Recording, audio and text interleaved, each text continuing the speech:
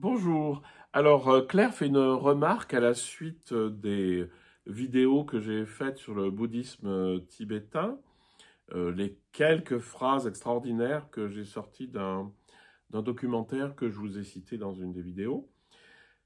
Et elle dit « Merci de faire référence au bouddhisme tellement plus proche de nous que le misérabilisme et la maltraitance rencontrés sur une voie que je ne nommerai pas. » Alors, on a tout de suite compris à quoi il fait référence. Et là, je voudrais vous rendre attentif à quelque chose, c'est que les religions et les spiritualités ont toujours ces deux faces.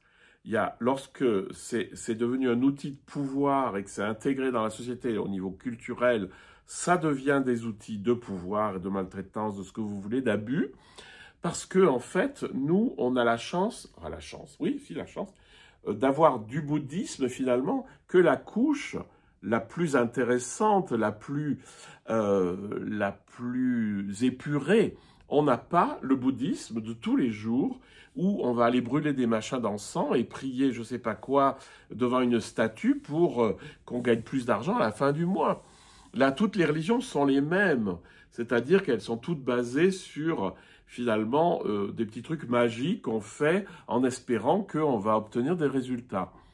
Et ce qui se passe, c'est qu'ici, on est dans le christianisme. Le christianisme a eu évidemment, porte des responsabilités très très graves sur des tas de choses. Mais hélas, on a la même chose dans le bouddhisme. Il suffit de regarder ce qui s'est passé avec Sogyal Rinpoché il n'y a pas très longtemps. Et donc, on se rend compte que finalement, bouddhiste ou pas bouddhiste, c'est toujours la même chose. Dès qu'il y a du pouvoir, il y a de l'abus. Dès qu'il y a de l'abus, il y a de l'horreur. C'est toujours pareil. C'est le fric, le sexe, et puis la bouffe d'ailleurs, et l'estime de soi. Donc, ce que je vous invite à penser, c'est toujours d'aller voir dans toutes les traditions qu'on nous présente, quelle est la racine, quelle est la chose vraiment authentique qui a au fond, qui est un rapport à l'essentiel, qu'on appelle Dieu, ou qu'on appelle l'éveil, qu'on appelle la conscience.